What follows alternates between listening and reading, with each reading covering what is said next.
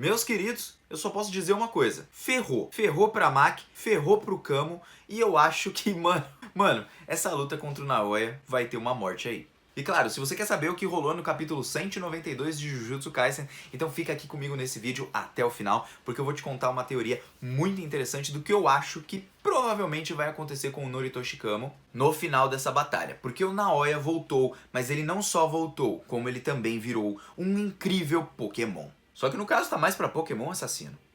E aí galera do canal do Mano Joe, como vocês estão? Espero que todos estejam muito bem. E hoje mais um capítulo de Jujutsu Kaisen. Já agradeço pra todo mundo que deixou o like, mesmo quem deixou o dislike, quem compartilhou, quem comentou, quem se inscreveu, galera. Agradeço demais pra vocês que estão aí acompanhando o Jujutsu comigo, tá bom? Tivemos o hype de One Piece, o hype da volta de Black Clover e agora o hype de Jujutsu Kaisen.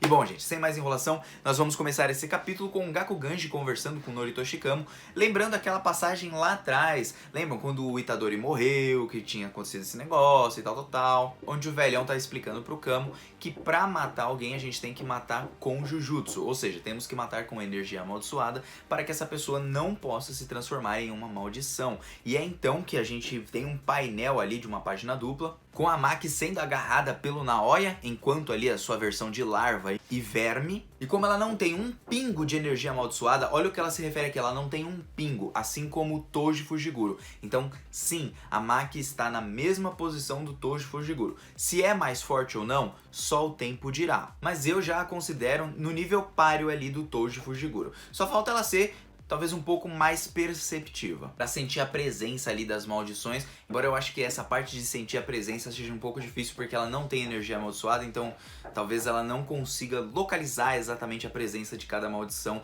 assim como o Noritoshi Kamo faz. De toda forma, a Maki lembrou que ela não matou o Naoya com uma arma amaldiçoada, apenas o socou até a morte, só que aí que vai o detalhe, quem realmente matou o Naoya foi a mãe da Maki. E segundo algumas teorias que eu tava vendo lá no Jujutsu Kaisen Brasil, né, que é um grupo do Facebook, gente, faz muito sentido pensar que a mãe da Maki matou o Naoya, não porque ela tinha raiva do Naoya ou alguma coisa assim, mas sim pra se vingar da sua filha. Tanto que quando ele conta pra Maki que, pô, na verdade quem me matou foi a sua mãe, com uma faquinha mequetrefe, é como se ela estivesse dando chance pro Naoya ainda nascer como maldição e depois ir matar a Maki, ou seja, todo mundo... Mano, que mãe retardada. Ai, isso não é mãe. Tanto que a Maki não parece tão surpresa, ela fala, putz, essa véia tá me perseguindo até hoje, velho. Então foi tudo proposital para que o Naoya voltasse e acabasse com a Maki. E olha, eu já tinha teorizado há uns 2 meses atrás, quem foi que me lembrou isso foi um inscrito vendo um dos meus vídeos, que o Naoya iria retornar, isso 2 meses atrás, isso tudo praticamente quando eu li o fanbook, né, eu teorizei que ele poderia voltar, embora várias teorias já existiam acerca disso, porque todo mundo já tinha visto que a mãe da Maki matou ele com uma faquinha mequetrefe e não tinha energia amaldiçoada nenhuma. Então fica aí o adendo pra Maki, pra ela matar os seus bichões, ela vai precisar sempre de uma arma amaldiçoada, assim como o Toji utilizava, pra impedir que os feiticeiros se tornem maldições e venham atrás dela como o Naoya veio. E é então que eles continuam ali sua batalha, mas aí o Kamo acaba acertando uma flecha em cima dele e consegue fazer com que a Maki dê uma fugida ali do Naoya pra evitar ali, porque ele tava segurando ela de toda forma. E só que assim, ele quase acertou a flecha nela, né? Então ela espera que aquela mira dele não tenha sido com os olhos fechados. Nós vemos que o Naoya odeia essa técnica amaldiçoada do Kamo, e daqui eu já abro uma teoria que o Naoya talvez tenha enfrentado algumas das pessoas ali do clã Kamo, e por conta disso, talvez ele tenha perdido ou tenha passado algumas dificuldades, ou então seja porque ele tomou um sacode lá do Chozo mesmo e foi isso. É aí então que ele foge das flechas do Kamo, e nisso que ele foge das flechas do Kamo, a Maki acaba aparecendo, consegue pegar ele, porque eles estão trabalhando em equipe, ela joga o corpo dele pra trás, nisso que ela joga pra trás, o Kamo acerta as flechas, dá uma paralisada ali no Naoya, e então a Maki consegue perfurar ele, dando uma facada, e o Naoya ganha muito mais carisma nessa parte, né, porque depois dele tomar todos esses golpes, ele começa a falar, pô mano, tô sentindo dor igual as maldições e eu exorcizei tantas, elas devem ter sofrido na minha mão, né? Então ele vai falando ali como se ele estivesse sentindo dor, mas ele fala assim, não, brincadeirinha, mano, até parece que eu sinto algum tipo de empatia por alguém, não importa se é maldição, não importa quem seja. E aí ele dá uma breve explosão, começa a virar ali uma bola, tipo um casulo, porque o Naoya ainda está no estágio de feto amaldiçoado e ele precisa da sua próxima evolução para chegar no seu estágio completo. E é então que, virando essa bola, a Maki fala pro Noritoshi Kamo acertar ali com o sangue perfurante o Naoya. É então que o Kamo ele consegue acertar ele, perfura, ele grita lá de dor, não sei o que e tal. Aí o Kamo fala, pô, acho que conseguimos, ainda bem, né?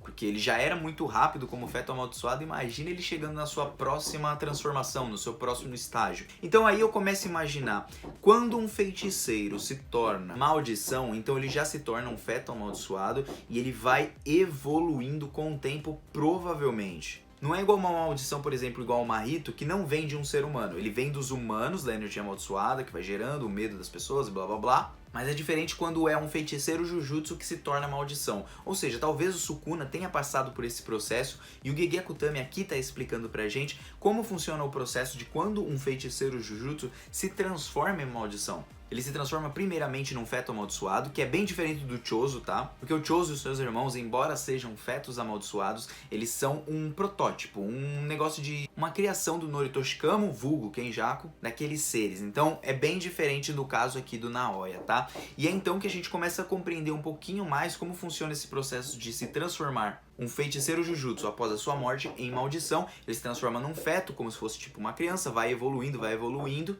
Assim como algumas maldições que a gente viu lá no começo de Jujutsu Kaisen, que elas estão, por exemplo, às vezes num processo parado, não estão ferindo ninguém, não estão fazendo nada e elas vão evoluindo até se tornarem o que são, né? Tipo uma maldição totalmente overpower. Porque depois que o Noritoshi Kamo acaba acertando o Naoya, ele grita lá de dor, papapá. Só que o que acontece? Ele evolui para um outro estágio, vira ali um casulo, sei lá, um bicho estranho ali que o Gege Akutami fez, né? Uns bichos bizarros, ele gosta de terror, então ele sempre vai criar esses bichos horrendos. E a Maki, já pressentindo o perigo, ela fala pro Noritoshi Kamo correr, não dá tempo, ele toma um socão, voa longe e o Naoya fala assim, ó, você é um lixo, papai. Você não viu que eu tava fingindo esse tempo todo? Eu já tinha feito uma brincadeirinha antes, fiz uma brincadeirinha agora e agora eu evoluí. E aí ele se torna tipo sei lá, um anjo de Evangelion, né? Porque é bem parecido o estilo do desenho, com os seus braços, tentáculos assim, né? Como se ele estivesse esticando. Eu pensei que ele ia se tornar meio que uma borboleta. Mas ele me lembrou muito uma junção de um Pokémon juntamente com os anjos de Evangelion. Ou Evangelion, tanto faz, como você preferir chamar. E ali termina o capítulo. Gente, olha só. Eu acho que o Kamo ele vai acabar morrendo nessa fase do mangá. Acredito que ela vai ser a primeira morte de um dos nossos mocinhos no jogo do abate. Acredito que o Kamo ele pode sim morrer. Alguma coisa me diz que ele não vai morrer, mas eu tô querendo que isso aconteça agora, principalmente para crescimento da Maki, sabe? Para ela crescer um pouquinho mais, para ela ver que ela não é esse personagem todo mais forte, para que ela possa evoluir mais e passar até o Tojo Fujiguro. Entendem o que eu quero dizer? Não tô falando que ela não está no patamar ou então que ela é muito fraca ainda. Não, nada disso. Na verdade, é para que ela vá pro próximo passo, para que ela cresça mais ainda, para que ela fique mais puta ainda da vida e mate o Naoya de vez. Porque querendo ou não, o Kamo, ele é um dos amigos ali, né? Ele é um dos mocinhos e aquilo traria muita raiva para ela e também um peso pro jogo do abate, porque até o momento nenhum dos nossos mocinhos morreu e eu acho que seria interessante disso acontecer. Acredito que o Naoya pode matar o Noritoshi Kamo. Não matou ainda com esse soco. O Kamo vai estar estraçalhado, mas não morreu. Só que agora eu acho que a Maki vai passar dificuldade nessa luta com o Naoya. Ele tá muito mais forte do que antes, tá com muito mais raiva do que antes. E ainda precisa ali do processo da Maki conseguir lidar melhor com essa velocidade. Lembrando que lá atrás, quando ela enfrentou o Naoya, ela também não enfrentou assim, tipo, foi super tranquilo, foi super fácil. Ela teve ali uma certa dificuldade. Mas lembrando também que antes de enfrentar o Naoya, ela enfrentou todo o clã Zen inteiro. Então ela já estava também um pouco cansada, né? Já tinha ali cansado bastante, mas ela sabe como funciona a técnica do Naoya. Então custa a gente saber aí pra ver se o Naoya vai superar os seus limites e com isso ele vai trazer mais dificuldade pra Maki, o que deixa a luta muito mais parelha. Porém, eu ainda aposto na vitória da Maki, lembrando que Noritoshi Kamo talvez morra nesse arco. Principalmente depois do que o Kenjaku disse lá atrás sobre ele não ser tão importante. Talvez aquilo que eu tava imaginando que ele seria importante mais pra frente estava errado. E no final das contas o Kenjaku já sabia que uma hora ou outra ele ia morrer e aí ele morre agora. Mostrando mais uma vez que ele não era tão legal assim, pra deixar o nosso Chozo ter mais destaque, né? Até porque ele utiliza bem melhor essa técnica sanguínea. Gostaria de saber também o que vocês acham, galera, porque o Mano Joe aqui, ó, tá vazando. Até uma próxima, um beijo no coração e não se esqueça de comentar o que vocês acharam desse capítulo, tá bom? Mano Joe tá indo nessa. Um beijo no coração. Fui!